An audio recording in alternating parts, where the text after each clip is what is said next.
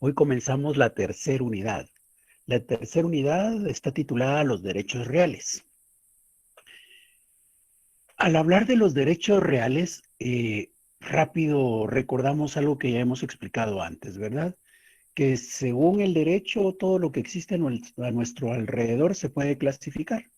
Y podemos hablar de que lo que tenemos enfrente de nosotros o son cosas o son personas. En este mundo no hay más que cosas y personas. Entonces, cuando hablamos del derecho, resulta que los derechos pueden provenir de nuestras relaciones con nuestros semejantes directamente, y esos son derechos personales. Y hay otras en donde lo que tenemos son derechos que ejercemos sobre las cosas. Y en ese caso estamos hablando de los derechos reales. Bueno, ahora vamos a hablar justamente de eso, de los derechos reales. ¿Hay alguna duda, alguna inquietud?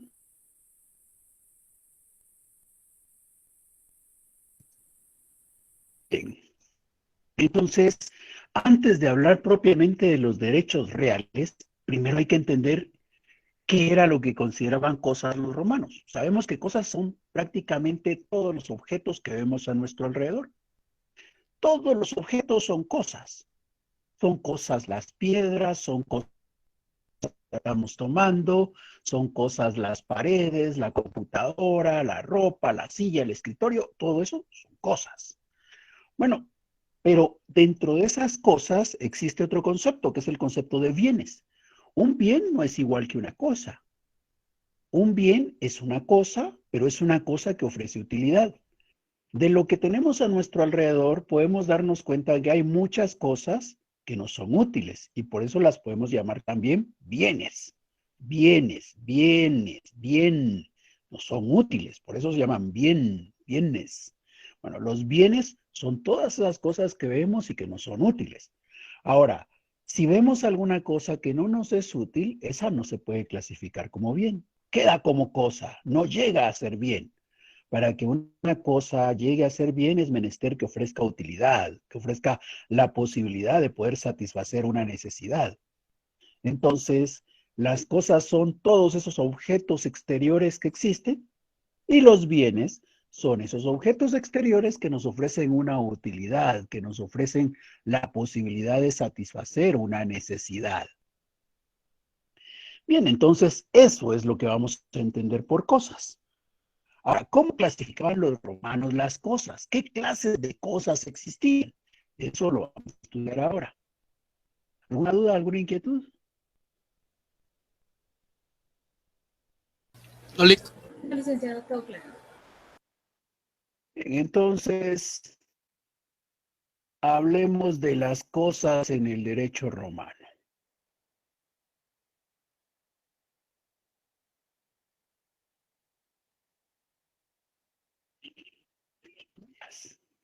Permítame.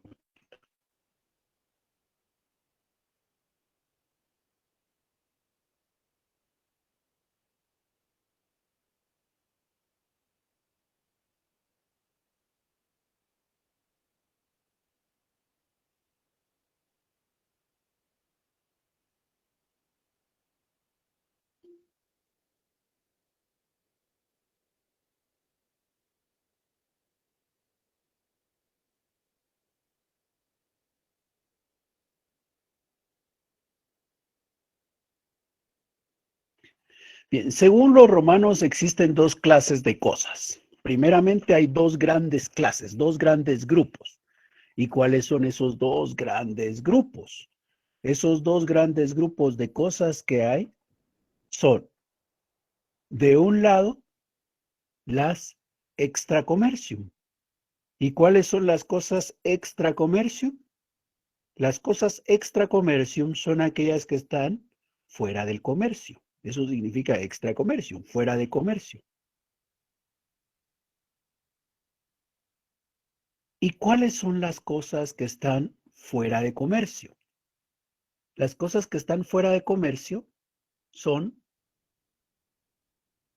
algunas por razones físicas. Es decir, existen circunstancias físicas que no permiten que estos bienes o que estas cosas entren a estar en el comercio. Por ejemplo, en este momento, la luna, ¿verdad? o en aquel momento de Roma con más claridad todavía. Allá en la época de Roma no podían venir y decir, la luna, ¿verdad? La luna vamos entonces a dividírnosla y nosotros vamos a ser los propietarios de la luna y esta parte de la luna es de nosotros y esta parte es de aquellos y la de nosotros podemos incluso formar pequeñas parcelas y darnos a cada uno lo que nos corresponde. No se podía. Hoy incluso nosotros podemos ver el sol, ¿verdad? Cuando son los días claros, pero no podemos decir, ay, el sol, qué bonito es el sol. ¿Por qué no nos volvemos los dueños del sol? ¿Por qué no lo registramos como nuestra propiedad? Hay cosas que físicamente no se puede venir uno a decir que son de su propiedad. Entonces, hay cosas que por razones físicas no estaban dentro del comercio, no podían comprarse o venderse. No podíamos en ese entonces, por ejemplo, venir y vender un viaje hacia la luna, ¿verdad? Porque no era viable físicamente. Hoy tampoco podemos ofrecer de venta un viaje al sol, porque tampoco físicamente es posible. Entonces, hay cosas que por razones físicas no pueden ser objeto de comercio.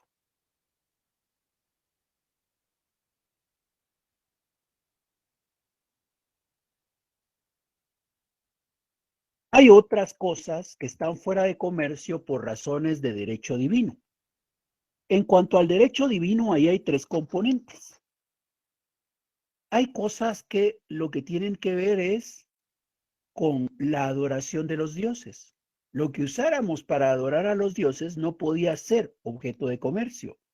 Por ejemplo, si nosotros tenemos una imagen de un dios, pues esa imagen de ese dios no podía ser objeto de comercio. Las cosas que sirven para la adoración de los dioses estaban fuera de comercio. Igual las res religiosae, es decir, las cosas que tienen que ver con la religión.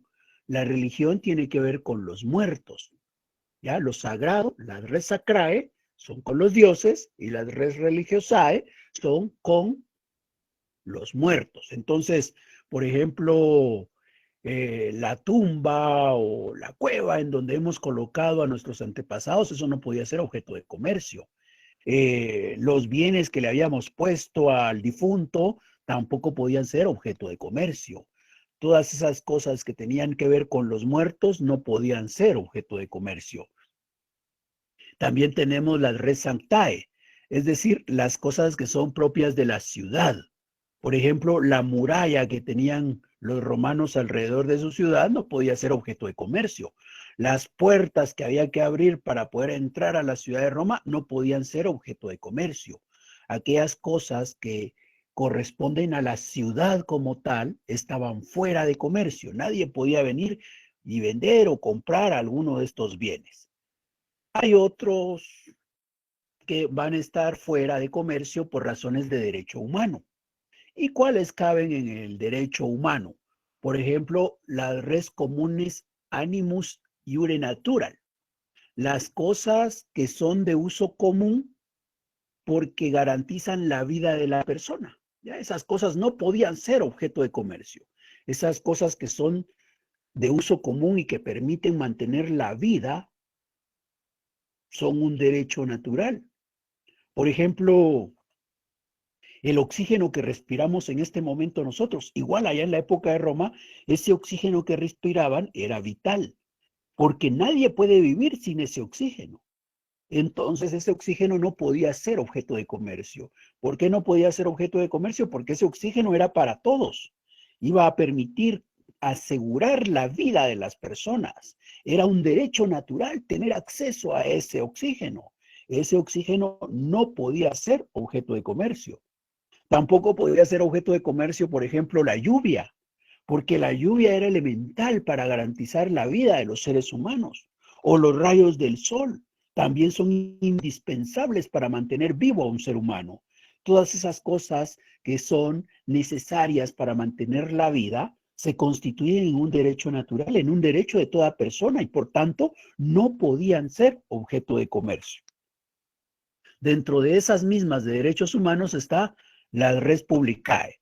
La res publicae son las cosas que son del pueblo. Las cosas que son del pueblo tampoco podían ser objeto de comercio. ¿Y cuáles son cosas del pueblo? Bueno, cosas del pueblo son los caminos. Los caminos que hay para poder llegar a Roma desde cualquier provincia, esos caminos son las res publicae, son las cosas del pueblo. Y también están la res universitatem, donde la res universitatem son las cosas que no son propiedad ni de la ciudad, no son propiedad del pueblo, sino vienen a ser una propiedad de una corporación, de una entidad colectiva. Por ejemplo, lo que hoy podríamos entender como el municipio. El municipio es una unidad colectiva. ¿Por qué? Porque está integrado por un territorio y todos los habitantes que hay dentro de esa jurisdicción territorial. Entonces, eso es una corporación. Igual allá en Roma existían las corporaciones y esas corporaciones tenían bienes y esos bienes eran propiedad de la corporación y no podían ser objeto de comercio, no podían dedicarse a la compra-venta.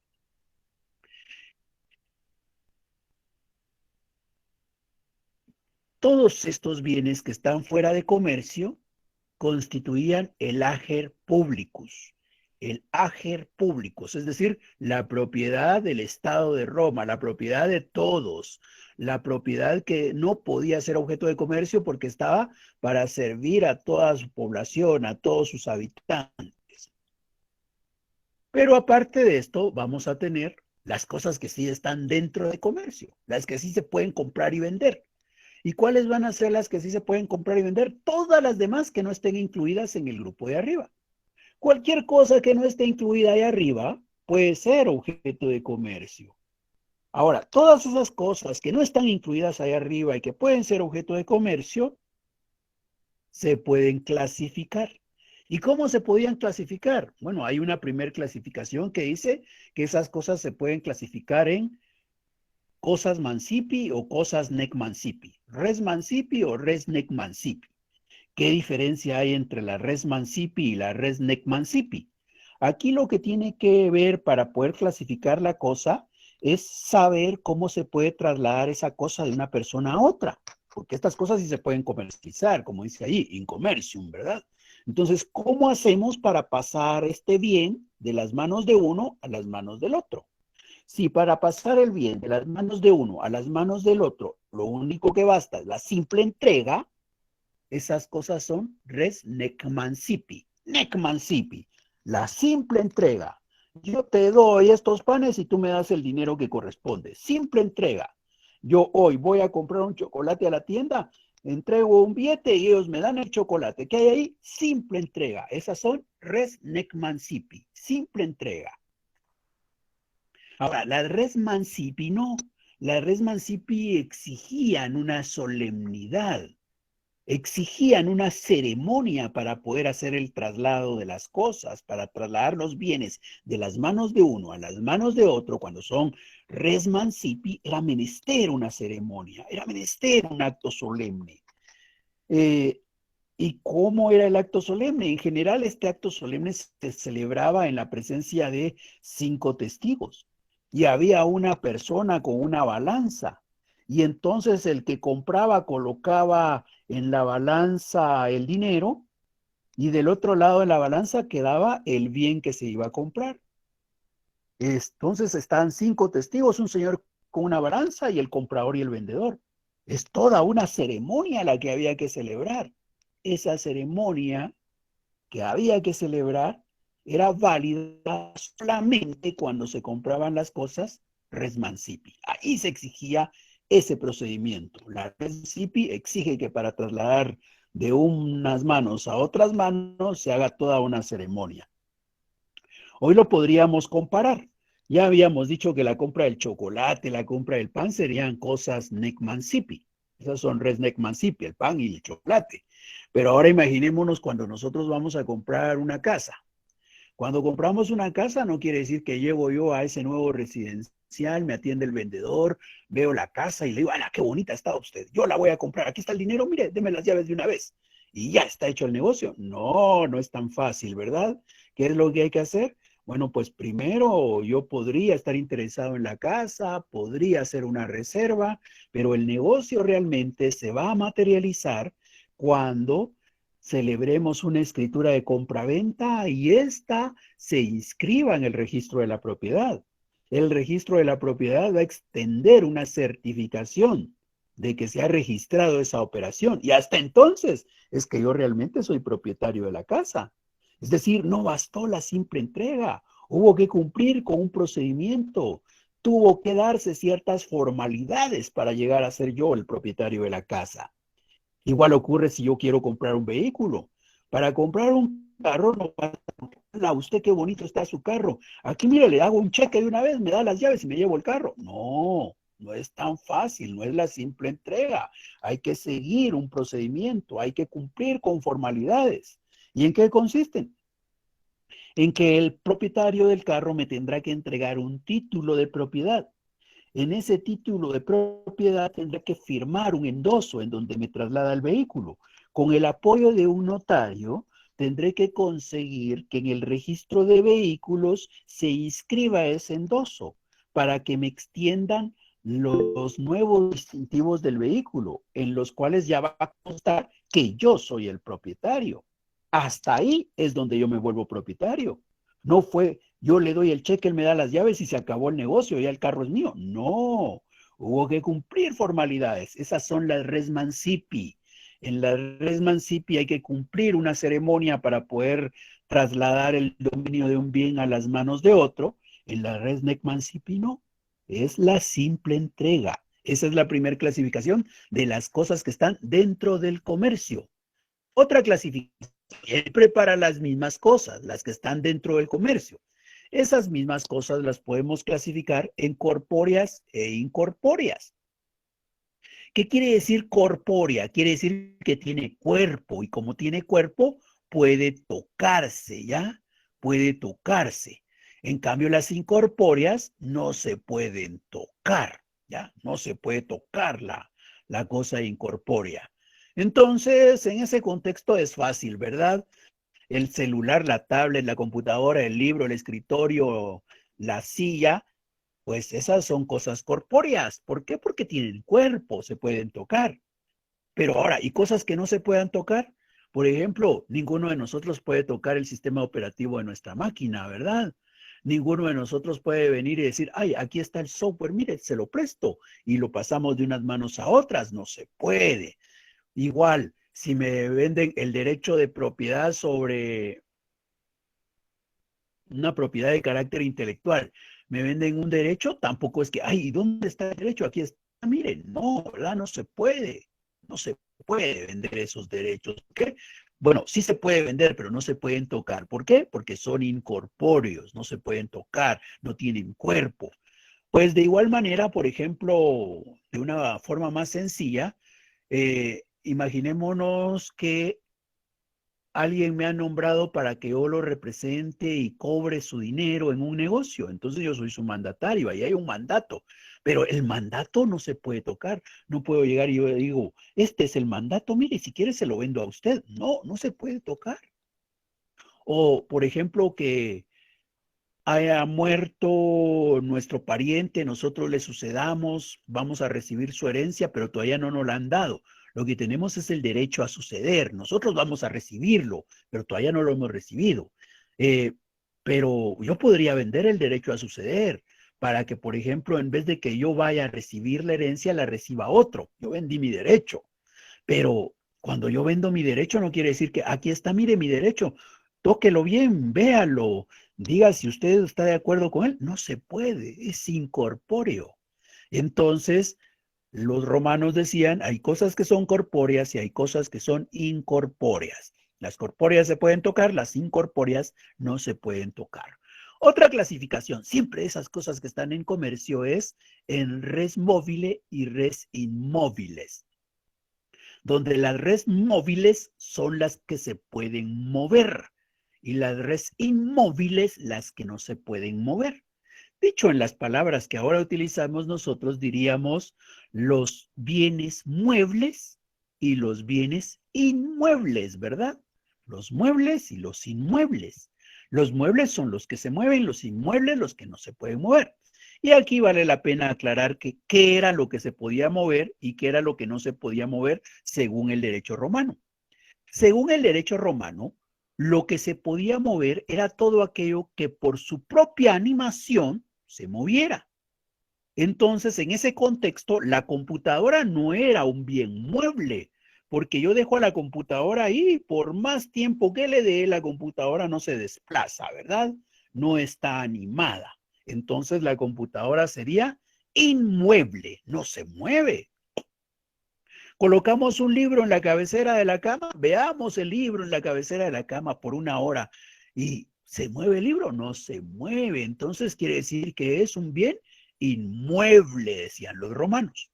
Ahora, me regalaron una vaquita. Ah, la vaquita, sí, ¿verdad? Ahí anda viendo cómo se escapa, se va a las tierras del vecino. Ah, esa vaquita sí se mueve. Entonces, esa vaquita es un res móvil, es un bien mueble, se mueve. Los que se mueven por sí solos son muebles, los que no se pueden mover son inmuebles. Con el paso del tiempo dijeron los romanos, no, pero cambiemos los conceptos. ¿Por qué? Porque estamos incluyendo el libro, la tabla, la silla, la mesa como inmuebles.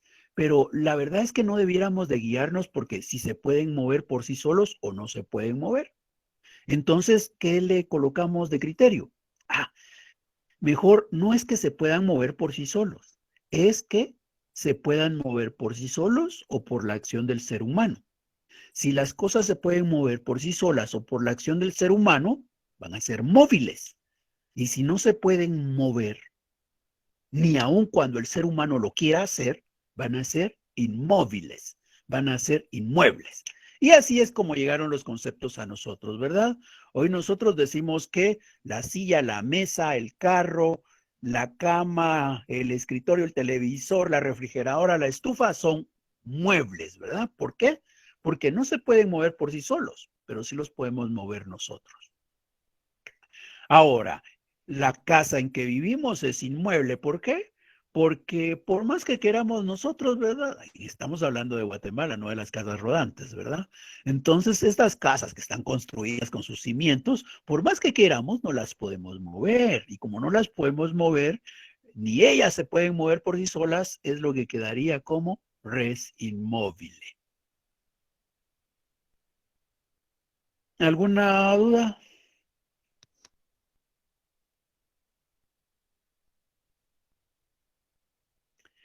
Bien, otra clasificación entonces. Estas cosas que están dentro de comercio se pueden clasificar en genéricas y específicas. Genéricas y específicas. Genérica, aquella que puede ser sustituida por otra y no hay ningún inconveniente. Específica, aquella que no puede ser sustituida. Por ejemplo, 10 sacos de trigo. 10 sacos de trigo son una cosa genérica. ¿Por qué? Porque yo hoy le doy a mi vecino 10 sacos de trigo. Y le digo, ah, devuélvame 10 sacos de trigo dentro de un año, pues voy dentro de un año y me va a devolver 10 sacos de trigo, pero obviamente no me va a dar los mismos que yo le di. Pero no voy a estar diciéndole yo, no, usted me tenía que dar los que yo le entregué aquella vez. No, estos no, los que yo le di. No, ¿verdad? Me da lo mismo. Algo así como que hoy nos dieran a guardar a nosotros 10 quetzales. Nos metemos el billete de 10 en el bolsillo, recorremos, le llegamos al final del camino y nos dice, devuélvame mis 10 quetzales. Está bien, le doy 2 de a 5, no va a estar diciendo, no, yo no le di 2 de a 5, yo le di un billete de a 10, tiene que darme el billete de a 10. Tampoco es de que, ay, voy a revisar si este es el billete de a 10 que le di, ¿no será que me está dando uno que usted tenía ahí? No, ¿verdad? Da lo mismo. ¿Eso qué implica? Cosas genéricas, se pueden sustituir una por otra y no genera ningún conflicto, no hay problema por eso. Ahora las cosas específicas no. Me dieron a guardar su celular, ¿verdad? Y vamos caminando ahí las 10 cuadras peligrosas, terminamos el tramo y le devuelvo su celular. Pero ahí sí me va a decir, ay, no, este no es el mío, usted. Si el mío era uno más nuevo, no el que usted me está entregando. ¿Qué vemos ahí? Que ahí sí importa, ¿verdad? La cosa es específica. Igual ocurre, por ejemplo, allá en Roma. Hablando de los esclavos, de los sementales, estamos hablando de cosas específicas. Pero del trigo, de la avena, son cosas genéricas, cosas que se pueden sustituir y no hay problema. ¿Por qué era importante saber cuáles se podían sustituir y cuáles no? Era por aquello de que se nos perdieran, ¿ya? Si se nos perdían, ¿qué iba a pasar? Si se nos perdían, teníamos responsabilidad y al tener responsabilidad, ¿qué va a ocurrir? Tenemos que pagarlas, pero ¿cómo las vamos a pagar? ¿Las vamos a pagar entregando otra cualquiera o la vamos a pagar de otra manera porque no podemos entregar la cosa específica? Eso era lo que importaba en aquella época. Entonces, normalmente si las cosas se perdían por caso fortuito, es decir, se perdieron no porque alguien fuera negligente en su cuidado, pues no necesariamente iba a tener que responder. Pero esa era la razón de hablar de lo genérico y lo específico. Otra forma de clasificar siempre estas cosas que están dentro del comercio es en simples y compuestas. Simples son singulares, ¿ya? Y compuestas son aquellas que tienen varios elementos.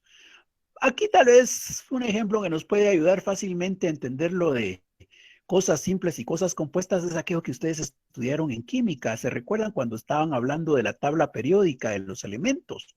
Bueno, pues ustedes saben que cada uno de esos elementos son cabalmente, ¿verdad? Elementos, son cosas simples.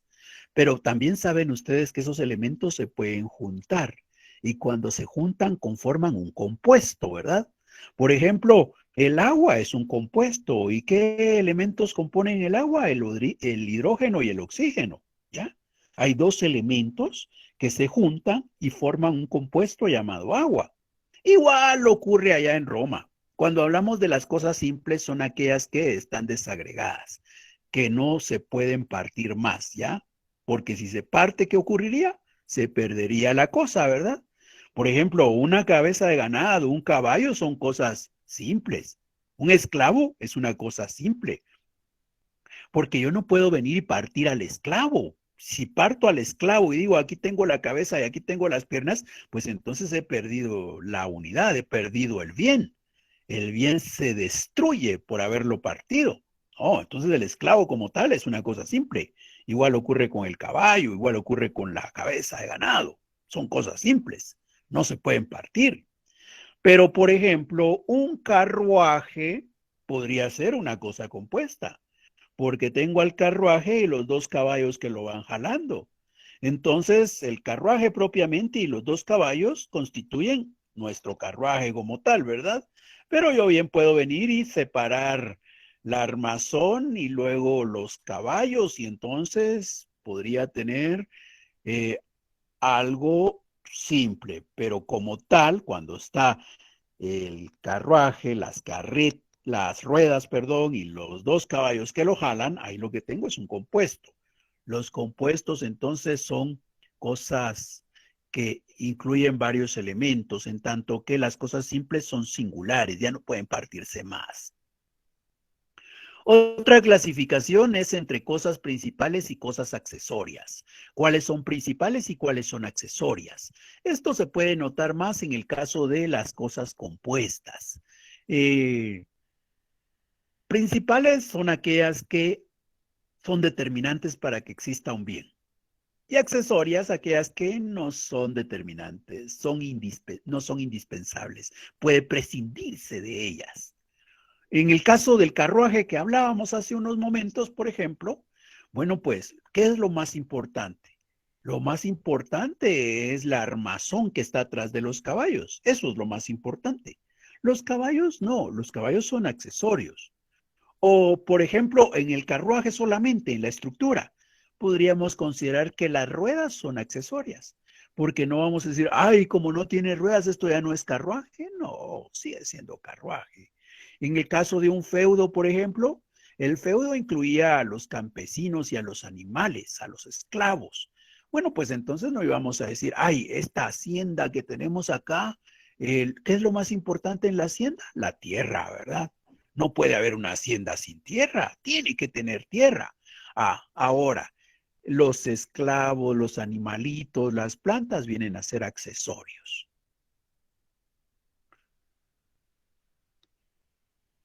Otra clasificación. Esas cosas pueden ser consumibles o no consumibles. ¿Qué quiere decir que son consumibles?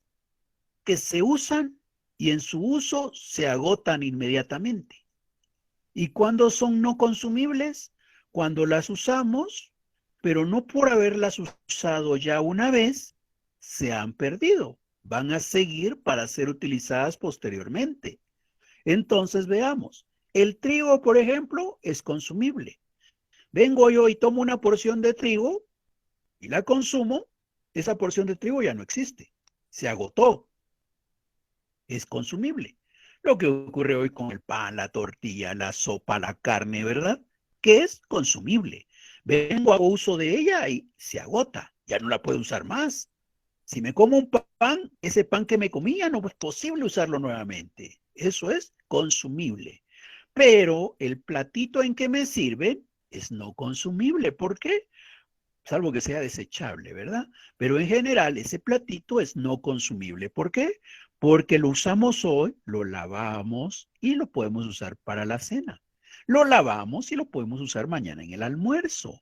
Entonces eso sería no consumible. ¿Por qué? Porque lo uso y todavía queda disponible para poder ser empleado en otro momento. En general, por ejemplo, los caballos, los esclavos, los aperos de labranza son no consumibles. ¿Por qué? Porque se usan hoy y se vuelven a usar después. No es de que se usan hoy y quedan agotados. Distinto a lo que ocurre, como decíamos, con el trigo, por ejemplo, que se agota inmediatamente. Entonces, esa es otra clasificación. Aquellas cosas que con su desgaste, que se desgastan con el uso, bueno, pues si se desgastan con el uso son inconsumibles, ¿verdad? No consumibles. Si con el uso se agotan inmediatamente, serían consumibles.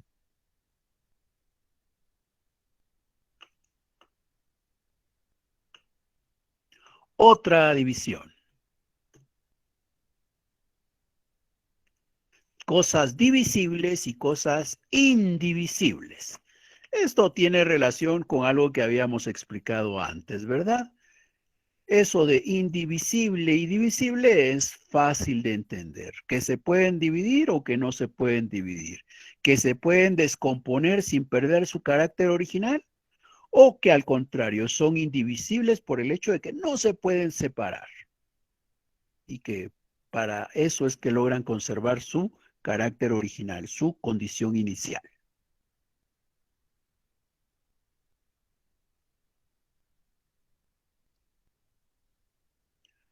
¿Alguna duda?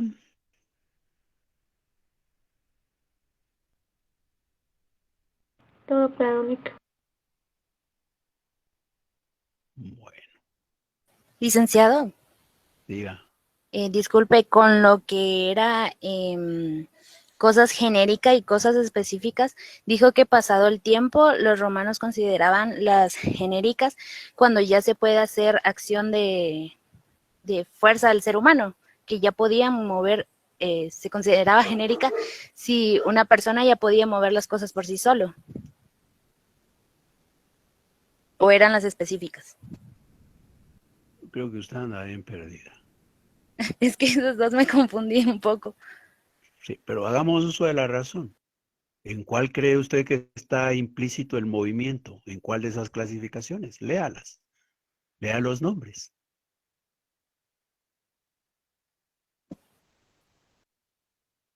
De la A a la H. ¿En cuál cree usted que está el movimiento relacionado? Ay, sí es cierto, de las redes móviles y redes Eso, así es. inmóviles. Sí, muy bien. Ah, bueno, entonces sí, perdón, era de esas dos. Sí, licenciado, disculpe, yo tengo una duda Diga, también respecto. por favor. Pasado el tiempo, cambiaron los conceptos, entonces el concepto que tenemos que aceptar nosotros es el segundo, ¿verdad? Es que no es de que tengamos que aceptar o rechazar. Es el concepto que tenemos hoy. El segundo es el que tenemos hoy. Pero no siempre se ha definido como hoy lo tenemos. Hubo otra forma antes, al inicio de Roma.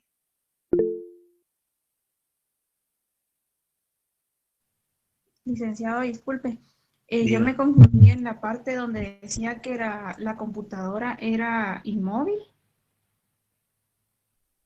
¿por qué se ¿Es confundió? inmóvil o móvil? Porque yo siento que es móvil porque la podemos mover, ¿verdad? No es inmóvil, como Sí. dijo usted, que era una casa, ¿verdad? Muy bien, así es, Gracias, Lic. así es. Pero cuénteme, ¿en dónde está el asunto de la confusión? ¿O por qué cree usted que puede haber confusión? Porque usted dijo que era, yo recuerdo y tengo anotado de que es inmóvil, la computadora, el libro, dijo usted, no me acuerdo qué otro ejemplo A ver, dio, pero cuénteme cómo era esa después, clasificación para que logremos después entenderlo. eh, los movibles son bienes inmuebles eh, que no se, que se pueden mover los móviles. Y los inmóviles son los que no podemos mover, por ejemplo, una casa, ¿va? Sí. ¿Y Ajá. siempre se consideró así? Entonces, al principio usted dio el ejemplo de una computadora y un libro No, pero en escuche la inmóviles. pregunta. Es que usted está encerrada en el ejemplo. Y lo que importa aquí no es el ejemplo. Aquí lo que importa es el concepto. Por eso le Ah, pregunto, ¿siempre se clasificó así? eh, ¿Perdón? no. No. ¿Cómo se clasificó antes?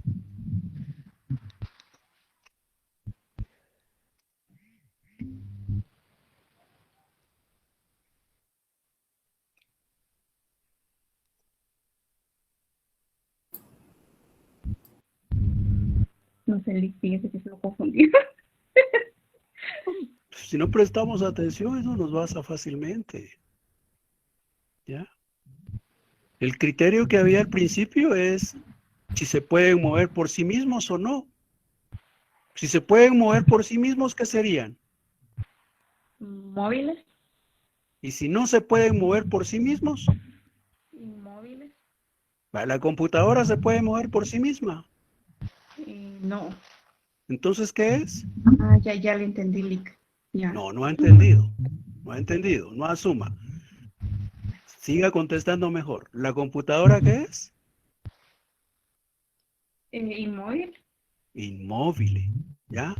Pero después los romanos modificaron su concepto y dijeron, no, no nos orientemos solo porque si se pueden mover por sí mismos o no se pueden mover por sí mismos. Tomemos en cuenta lo que los seres humanos podemos lograr. Entonces, ¿qué va a ser móvil? Móvil va a ser aquello que se pueda mover por sí mismo o con la acción del ser humano. Entonces, la computadora al principio era inmóvil, ¿verdad? Porque no se puede mover por sí misma. Pero cuando ya agregamos también la posibilidad de la acción humana, se vuelve móvil, porque ya se va a poder mover, no por sí misma, sino por la acción humana. Así fue como evolucionó el concepto. Entonces, por eso es que en un momento la computadora fue inmóvil y después se volvió móvil, pero no es la computadora en sí, sino es el concepto que los seres humanos fueron creando, el concepto que los romanos desarrollaron. ¿Qué criterio hacía que fuera una o fuera otra? El criterio cambió. Al principio era por sí mismo y después fue por sí mismo o con la acción del ser humano. Y ese es el que ha quedado hasta nuestros días. El derecho inmobiliario está basado en ese segundo concepto, en esa segunda forma que tomaron los romanos para clasificar. Ese segundo criterio es el que ha llegado hasta nuestros días. El primero no, ¿verdad? El primero se agotó allá. Bien, Comprendo. ¿alguna duda? Qué bueno. ¿Alguna duda?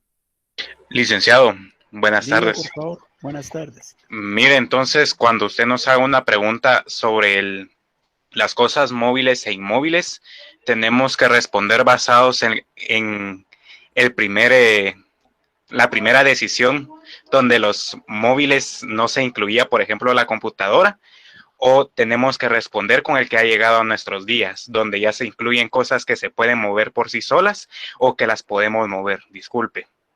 Depende que se le pregunte ya. Depende que se le pregunte, usted va a contestar. De momento no tengo una pregunta, entonces no sabríamos cómo contestar, ¿verdad? Hay que tener primero la pregunta para saber cómo responder.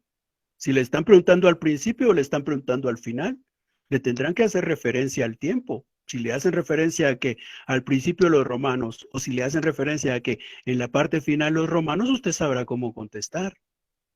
Si no le dicen tiempo, usted tendrá que ampliarse, ¿verdad? Y decir al principio sí, pero después no, por esto y esto. Eso dependerá de cómo sea la pregunta. Está bien, licenciado, muchas gracias. Para servirle.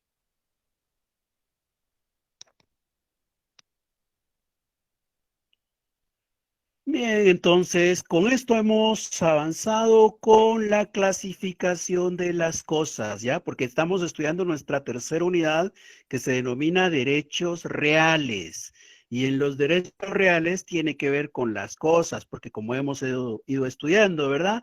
Res es cosas. Res va a dar lugar a la palabra real. Entonces los derechos reales son los que tienen que ver con esas cosas que hoy hemos estado estudiando. Y entonces estamos ya en la posibilidad de entrar al estudio de esos derechos reales propiamente. Entonces, ahora compartimos la presentación relacionada con los derechos reales.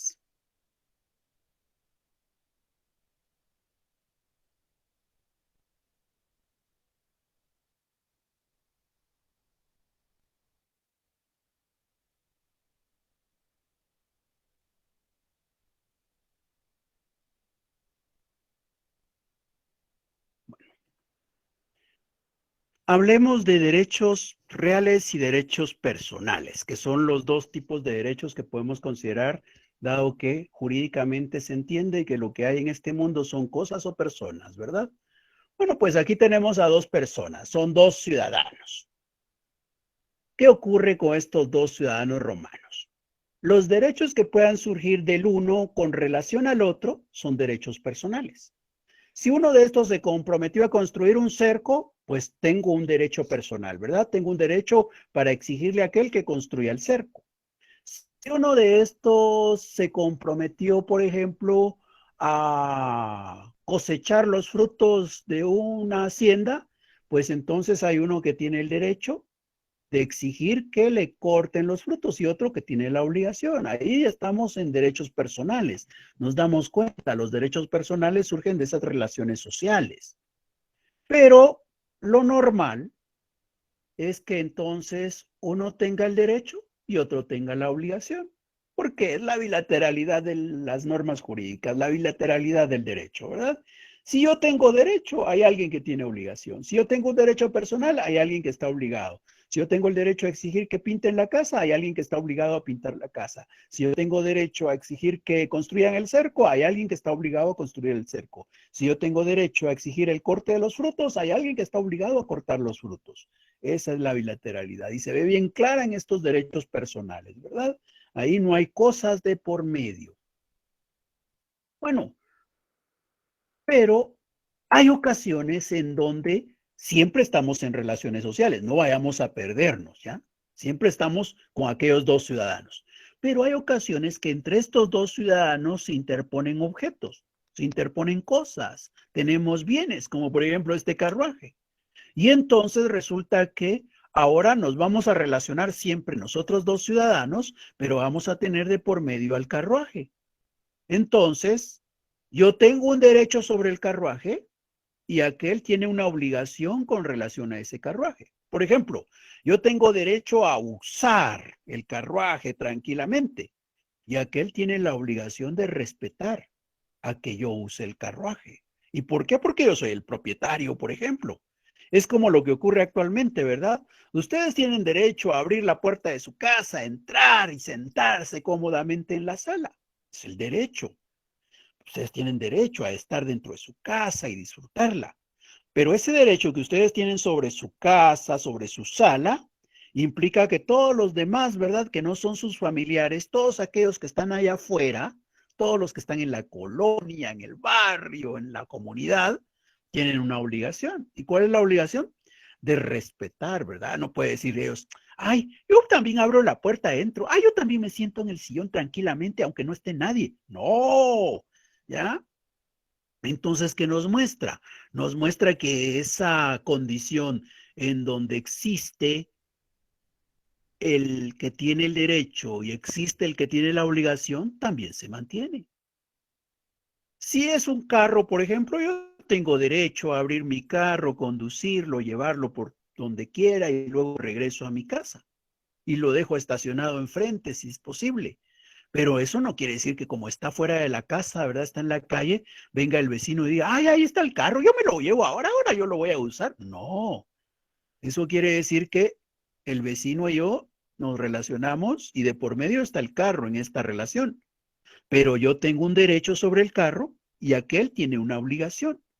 Pero aquí, así como existe el derecho y la obligación, veamos algo que ocurría cuando eran personales. Cuando era personal, yo tenía el derecho a exigir que aquel cortara el fruto. Pero ¿a quién le voy a exigir que corte el fruto? A este señor que es el que he contratado. Yo tenía derecho a pedir que construyeran el cerco. Pero ¿quién es el obligado a construir el cerco? La persona que he contratado. Yo tengo derecho a pedir que pinten la casa. ¿Y quién está obligado a pintarla? La persona a la que he contratado. Es decir, uno es el obligado, una persona en concreto, ¿verdad? Ahí hay una persona en concreto como obligada. Hay una persona determinada como obligada. Entonces, solo a esta persona le puedo pedir yo que pinte, que construya o que corte los frutos. Solo a ella. A las otras no puedo pedirles nada, ¿verdad? Entonces, este derecho se dice que es relativo. ¿Por qué es relativo? Es relativo porque solo le es exigible a esta persona que está obligada, a los demás no. Y aquí tal vez vale la pena recordar algo que ustedes estudiaron en la primaria, cuando les decían que los números tenían un valor absoluto y un valor relativo. Se recuerdan, el valor absoluto es lo que vale el número por sí mismo, ¿verdad? No importa dónde esté, siempre el 0 vale 0, el 1 vale 1, el 5 vale 5, ¿ya? No importa en dónde esté, el 5 es 5, ¿verdad? Valor absoluto. Pero también les explicaron que los números tenían un valor relativo y que el valor relativo dependía de en dónde colocaba el número. Si el número lo colocaba en las unidades, el 5 vale 5, ¿verdad? Pero si lo coloco en el lugar de las decenas, ese 5 vale 50. Y si lo coloco en el de las centenas, vale 500. Si lo coloco en las unidades de 1000, vale 5000. ¿Eso qué quiere decir? Que ese número va a valer dependiendo de la posición en donde lo coloque. Ese valor que depende de la posición se llama relativo, ¿verdad? Muy bien, eso mismo lo traemos acá. Este señor es obligado porque está en esa posición. Pero si este señor no estuviera en la posición de obligado, él no tendría por qué cumplir con pintar, con cortar los frutos o con construir el cerco. Por eso es que estos derechos son relativos. Solamente son exigibles a la persona que ocupa la posición de obligado. Ahora vamos de vuelta con los otros derechos, los que hemos llamado reales, porque ahí hay una cosa de por medio. Siempre relaciones entre personas, porque no son relaciones hombre-cosa, son relaciones entre personas. Lo único es que ahora hay una cosa de por medio. Entonces, en esta relación, en este derecho real, porque ya hay cosas de por medio, igual hay uno que tiene el derecho que teníamos nosotros a entrar a nuestra sala y sentarnos cómodamente. Pero eso daba un obligado. Pero el obligado realmente no solamente es el vecino. El obligado es cualquier otra persona que no forme parte de su familia. Es decir, no es contra uno, sino es contra todos que interpongo yo ese derecho.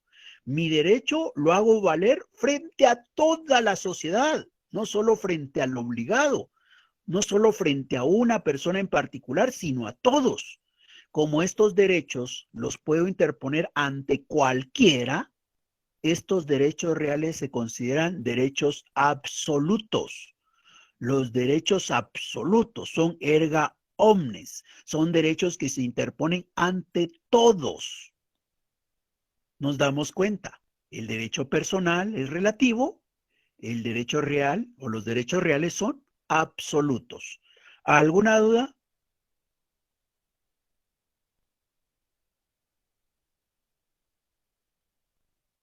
¿Nos quedó bien claro la diferencia entre derechos reales y derechos personales? Sí, licenciado. Sí, licenciado. Sí, licenciado. Muchas gracias.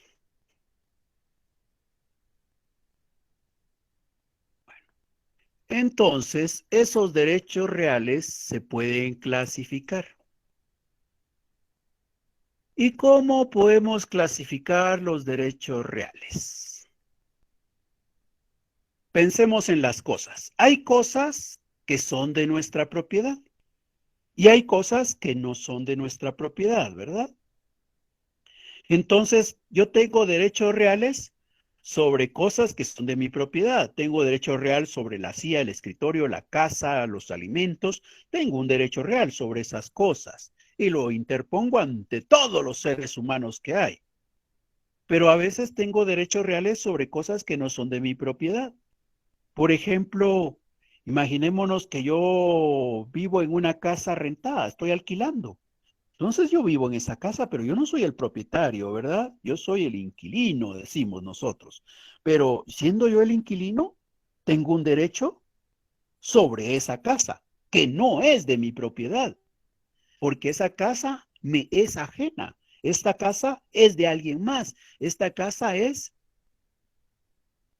aliena, realiena, cosa ajena. Entonces, hay derechos en cosas ajenas. Jus in realiena. Realiena, cosa ajena. Por ejemplo, casi que todos tenemos ahora internet residencial, ¿verdad? Por ahí tenemos un router. ¿Ese router de quién es? Ese router no es de nosotros.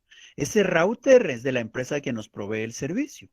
Si nosotros queremos dejar de renovar el contrato, entonces nos vamos a presentar a la agencia, pero nos van a decir, usted ya no quiere el servicio. Entonces nos tiene que traer los aparatitos que le dejamos en su casa. Si es de Claro, nos van a pedir el router y hasta las cajitas que utilizamos ahí pegadas a los televisores. Todos esos dispositivos tenemos que entregarlos. ¿Y por qué tenemos que entregarlos? Porque no son de nosotros, ¿ya? Pero no son de nosotros, pero nosotros los usamos. Tenemos derecho a que el router esté apagado, que esté encendido. ¿Eso qué implica?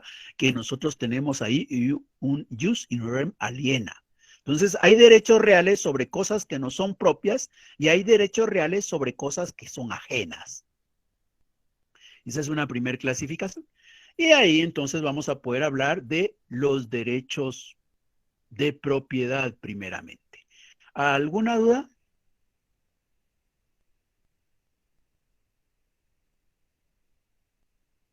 No, licenciado. Bueno.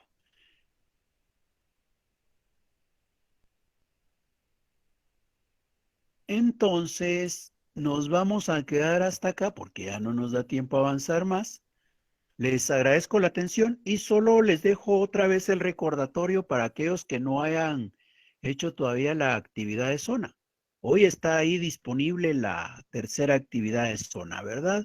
Son 10 preguntas relacionadas con los procedimientos judiciales de Roma y es de ir identificando según la expresión en qué época estamos o en qué procedimiento estamos, ¿verdad? Si es acción de ley, si es formulario o si es extraordinario. Les encargo esa tarea, por favor, y es hoy a las 23:59 horas que cierra la posibilidad de participar. Entonces, si no hay más dudas, yo les agradezco la atención. Los espero nuevamente en la clase del miércoles. Licenciado, perdone, no logré escuchar a qué hora se cierra el formulario. A las 23:59. Ok, muchas gracias, licenciado. Feliz tarde. Para servirle. Lic, disculpe. Gracias, licenciado. Feliz Diga. tarde. Feliz tarde. Lic, buena tarde. Diga. Fíjese que tengo una duda. Usted dijo que los bienes son cosas útiles, ¿verdad? Sí. Si una moneda digital se considera bien o no se considera bien. ¿Le sirve o no le sirve? Sirve, pero fíjese que estaba leyendo una resolución de la Contraloría que dicen ellos no la consideran como moneda.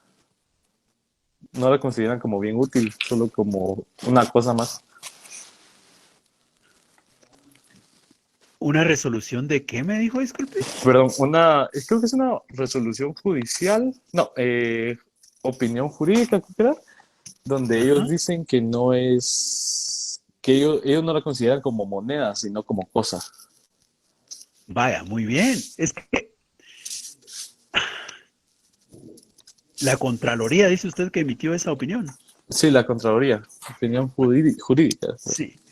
Primero, lo que hay que entender es que sabemos que esa moneda no es una persona, ¿verdad? Entonces, si no es una persona, ¿qué es? Una cosa. Porque en este mundo solo hay cosas o personas. Entonces, un Bitcoin es una cosa, porque no puede ser una persona, ¿verdad? Es obvio que no puede ser. Entonces, ¿dónde nos queda ubicarlo? En cosa. Eso no quiere decir que, ay, los quetzales, los dólares, los yenes no son cosas. También son cosas porque no son personas. Entonces, cosas son prácticamente todo lo que podamos tener en el mundo exterior. Las monedas digitales son cosas. Ahora, ¿son o no son monedas? ¿Son o no son dinero? Aquí lo que hay que entender es qué es el dinero. ¿Y dónde está la definición de dinero? Pues legalmente para Guatemala está en la ley monetaria. La ley monetaria dice que se debe entender por dinero en Guatemala. Entonces, es obvio que nuestra legislación es de hace casi, ¿qué? 3 décadas ya. Y obviamente en aquella época los avances en este tema eran muy limitados. Pero por el otro lado, nuestra economía tampoco está pensando en considerar las monedas digitales. Por eso es que eso no es dinero para Guatemala. Como en su momento los dólares no eran dinero para Guatemala. Si alguien tenía dólares en Guatemala era como que tuviera carros, fincas o cualquier otra cosa, pero no era dinero. ¿Por qué? Porque el dinero era los quetzales únicamente. De ahí con el paso del tiempo se reconoció que esas monedas extranjeras también podían valorarse en Guatemala y entonces ya empezaron incluso a expresar precios en dólares, a cobrar en dólares, porque ya eso también es considerado dinero. Hubo un momento en donde liberamos el uso de las monedas y ahora permitimos usar monedas extranjeras. Pero el Bitcoin todavía no forma parte de ese dinero, ¿verdad? Para nuestra sociedad, la guatemalteca en este momento, eso todavía sigue siendo solo cosa, no entra en el mundo del dinero. Que no quiere decir que el dinero no es cosa, ¿verdad? El dinero también es cosa. Las monedas digitales son cosas, pero esas cosas llamadas monedas digitales no pueden ser clasificadas como dinero, como tampoco la pizza puede ser clasificada como dinero o los cigarrillos como dinero, ¿ya? Entonces sí son cosas, ahí tienen razón, son cosas, ¿ya? No son dinero. Muchas gracias, me ayudó bastante. Gracias, Lick. Para servirle. Feliz tarde, Lick. Feliz tarde. Feliz tarde. Feliz tarde, licenciado. Feliz Feliz tarde, tarde. Lick. Feliz tarde. Licenciado, solo una pregunta. No es Sí. sobre el curso, sino que el miércoles que sigue, que es nuestro periodo de clases, es 15. Nosotros vamos a tener Sí. clase con usted ese día. No, ese día hay descanso de conformidad